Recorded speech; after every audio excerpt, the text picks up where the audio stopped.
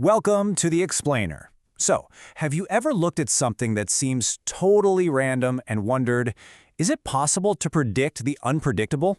Well, today we're going to find out.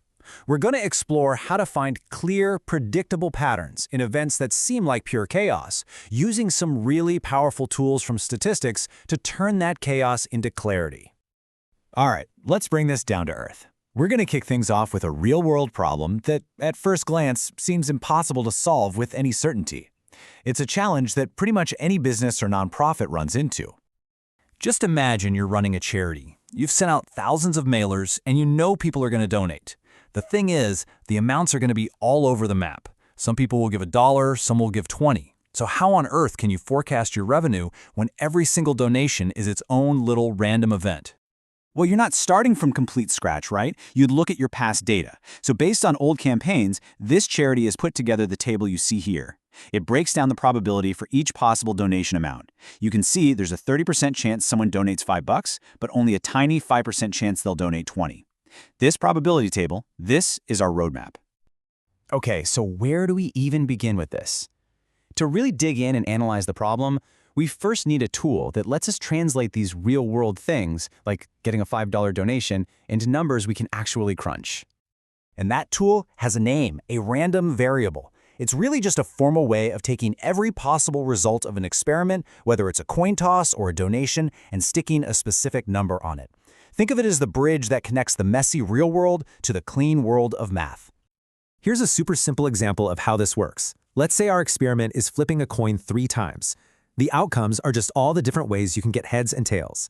Then we defined our random variable, let's call it x, to be the number of heads. So if an outcome is heads, tails, heads, the value of x is 2. If it's tails, tails, tails, the value of x is 0. See? Simple as that. So now that we've turned our outcomes into nice, clean numbers, we can start to hunt for the hidden structure inside all that randomness. And this is where things get really interesting. Because it turns out that even in what feels like a totally random event, some numbers are just more likely to show up than others. If you flip 3 coins 1,000 times, you're going to get 2 heads way more often than you'll get 0 heads. And that tendency reveals an underlying predictable pattern. We can actually map out this entire hidden pattern in something called a probability distribution. You can think of it like a complete cheat sheet for our random variable. It lists out every single number it could possibly be, and it tells us exactly how likely each one is.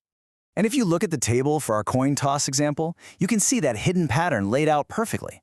There's only one way to get 3 heads, heads, heads, heads. So its probability is pretty low, just 1 in 8. But there are 3 different ways to get 2 heads, so its probability is much higher, at 3 in 8. This table literally transforms chaotic results into an organized, predictable structure. All right, now that we have all our tools, we can finally circle back and answer our charity's big question. We can use the probability distribution of their donations to figure out what they can realistically expect to get from each person who sends something in. The magic concept here is called expected value. Now listen, this isn't just a simple average. It's a weighted average, which is way more powerful. It gives us the one single number that represents the average result we'd expect to see if we got donations over and over and over again.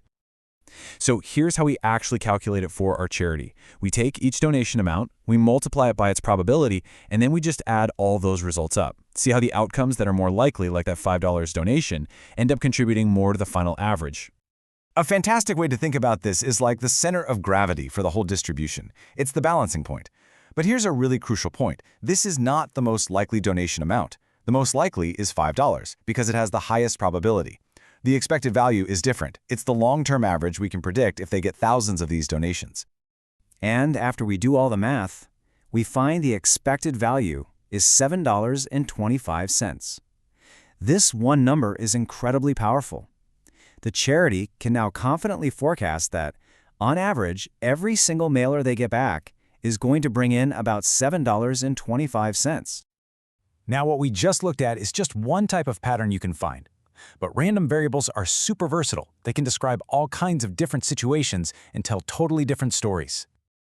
The variables we've been talking about so far, the donation amounts, the number of heads, we call those discrete.